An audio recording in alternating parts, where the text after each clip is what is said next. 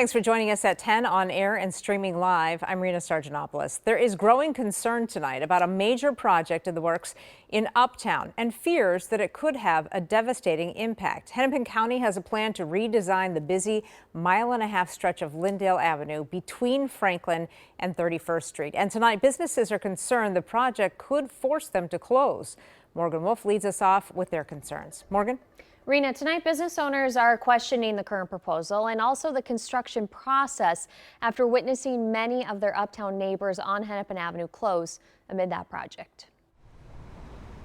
The sun is shining over Uptown, an area that has seen its fair share of darkness in the last 6 years.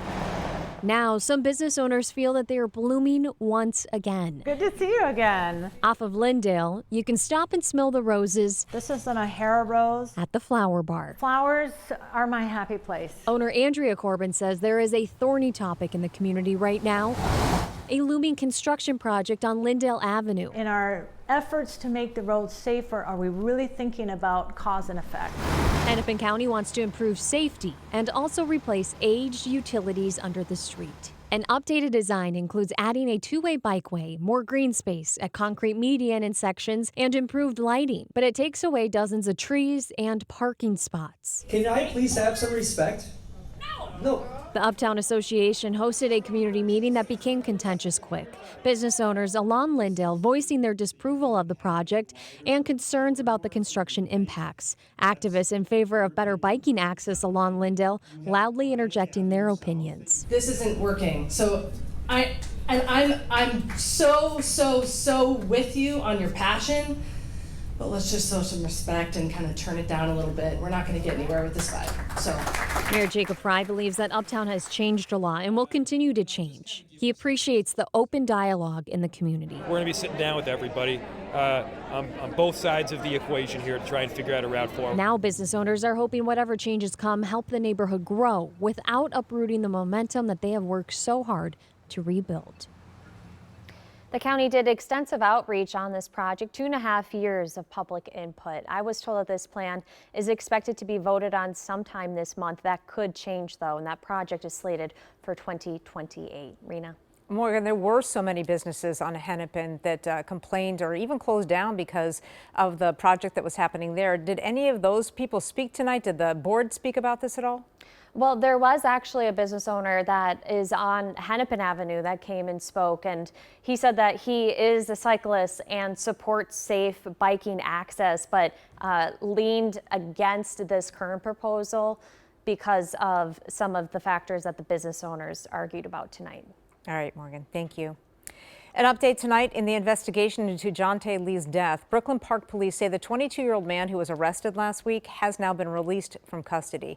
The county attorney is still waiting for a completed autopsy report. That arrest came after Lee's body was recovered from a drainage pond in Brooklyn Park nearly 3 months after he was reported missing. Police say they responded to a disturbance call in March involving Lee and his friend.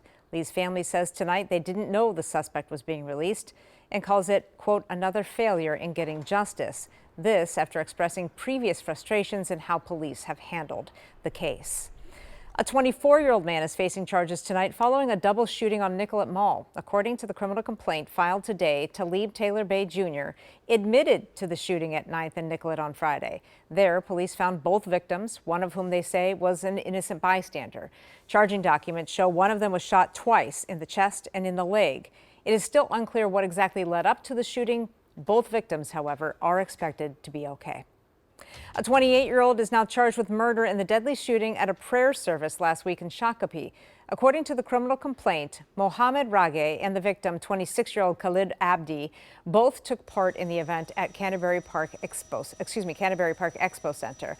Then, in the parking lot afterward, Rage picked a fight with the victim. The Scott County attorney says video shows the two briefly struggle before the victim tried running away. Mr. Rage continued the confrontation while our victim was trying to get away, saying he did not want to fight. And eventually, Mr. Rage did pull a gun out and chased the victim and ended up shooting him. The victim was with his pregnant wife when he was shot. The judge set bail at $2 million. At this hour, Minneapolis police need your help finding a missing 11-year-old boy. They say Jaden Wells, who is autistic, was last seen at a group home in the Hawthorne neighborhood around 4 o'clock this afternoon. Police say he was wearing a black shirt, green sweatpants, and black shoes with green soles. If you know where Jaden is, please call 911. A 29-year-old Burnsville man is dead after drowning in a lake in northern Minnesota. The Crow Wing County Sheriff's Office says Cody Kent was swimming in Little Emily Lake north of Brainerd on Saturday when he went under the water and didn't resurface. We're told a friend found Kent and pulled him from the water. Police are still investigating what happened.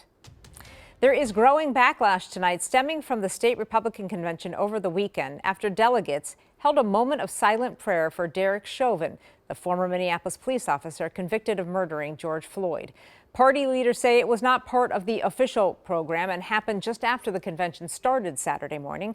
State Representative Danny Nadeau, who was presiding over the convention that day, says the idea came from a delegate.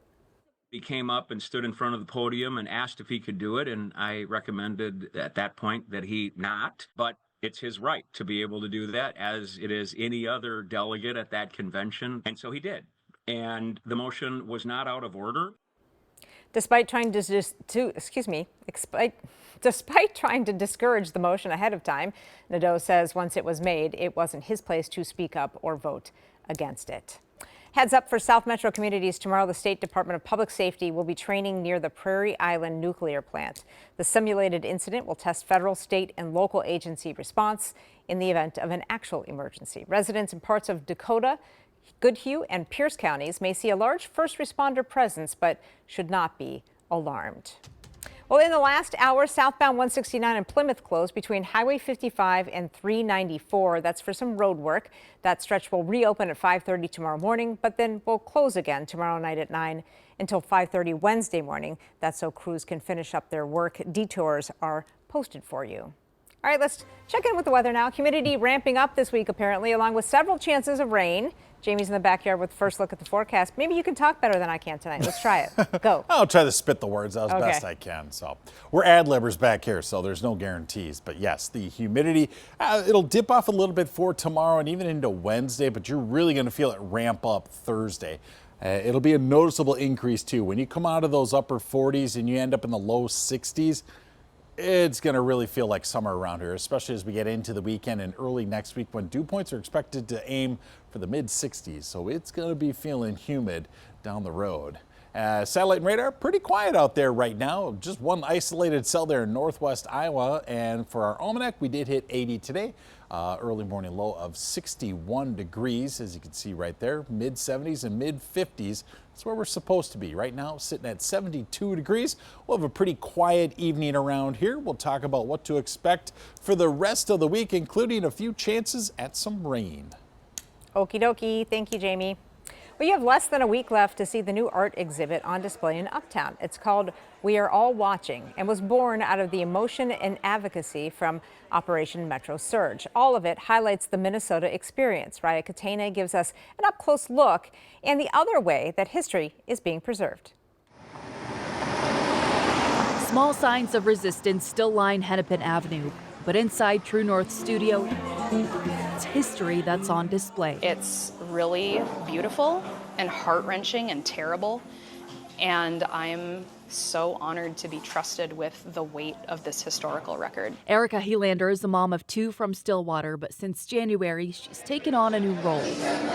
We have over 400 artists right now who have shared work with the Rebel Loon Archive. We have folks who are really directly impacted, who are hiding in their homes behind locked doors with the curtains closed. We have folks who were across the country and just said, I cannot stomach what's happening. These 50 pieces are just a small portion of the Rebel Loon Archive, a collection Erica began forming during the height of the ice surge in the Twin Cities. She had the idea after sharing her own poetry online after the killings of Renee Good and Alex Preddy. People study the art of different eras of civil unrest. And this is an era of civil unrest that is historically significant. It's amazing. I haven't even made my way through the room yet here, but there's already so many things I can't wait to see. Ike Whiting's crop art is one of more than 1,000 art pieces now part of this archive, which Erica plans to feature in a book and a future nationally touring museum exhibition. These are primary sources. These are historical documents. There's meaning behind every gesture, behind every message. And even though Erica says this is history on display, it's a reminder, she says, that this moment moment in history is still unfolding. It's so easy to look at this art and get a little bit separated from it and say like, oh yeah, that was really hard. It's still happening. It's happening down the street. It's happening across the country. It's heavy and it's hopeful. And we can hold those two together. In Minneapolis, Ryan Katane, KARE 11 News. Erica says the archive will be receiving $15,000 from the Minneapolis Foundation for publishing costs of the 200-page book, which is now available to pre-order. These projects are also being supported by the Ramsey County Historical Society, and proceeds will benefit the Immigrant Defense Network.